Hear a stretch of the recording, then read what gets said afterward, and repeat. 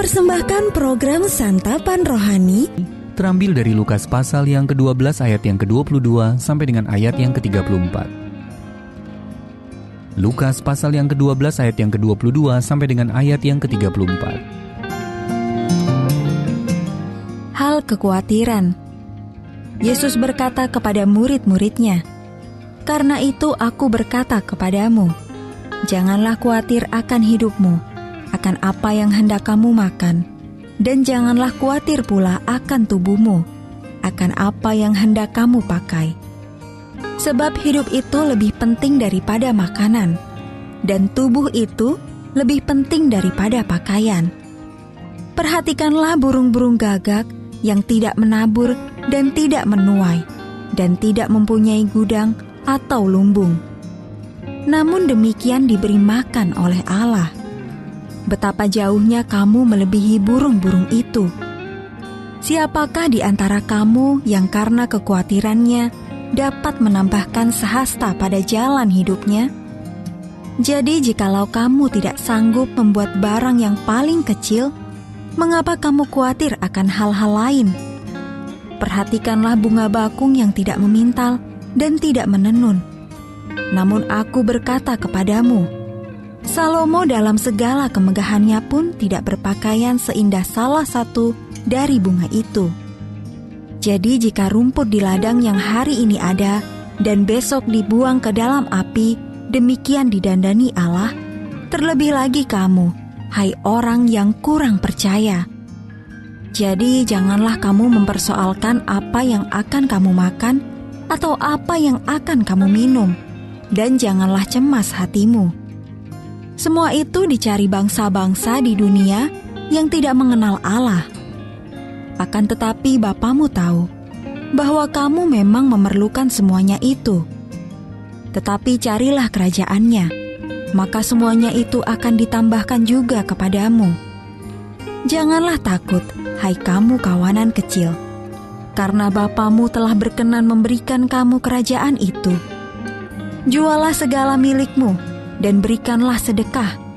Buatlah bagimu pundi-pundi yang tidak dapat menjadi tua, suatu harta di sorga yang tidak akan habis, yang tidak dapat didekati pencuri, dan yang tidak dirusakkan mengat. Karena di mana hartamu berada, di situ juga hatimu berada." Ayat Mas Renungan hari ini terambil dari Lukas pasal yang ke-12 ayat yang ke-31.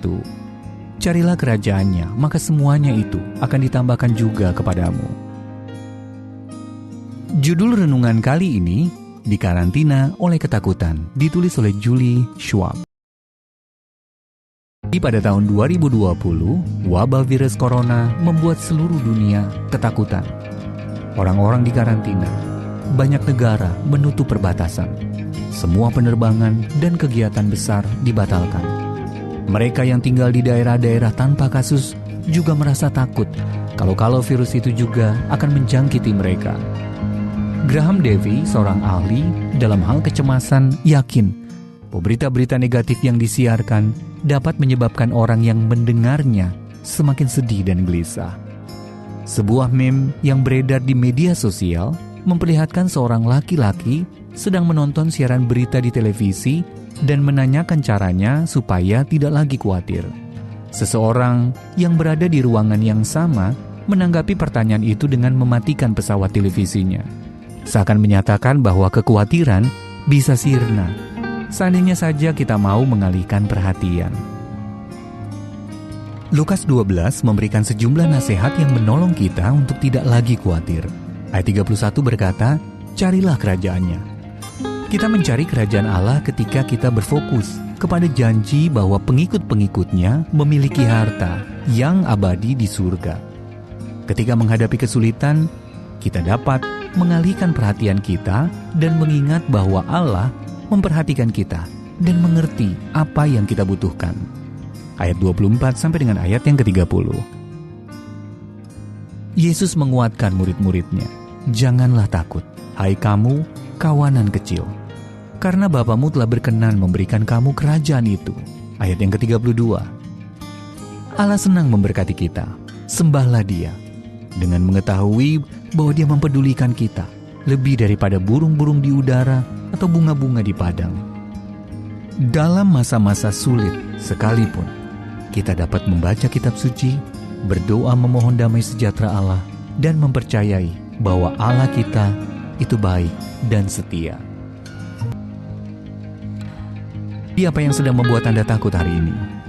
Ketika Anda mulai dikuasai kekhawatiran, satu hal apa yang dapat Anda lakukan untuk kembali berfokus mencari kerajaan-Nya? Ya Allah Maha Kasih, agar aku tidak terus hidup dalam ketakutan dan kekhawatiran, tolong aku berfokus kepada pemeliharaanmu.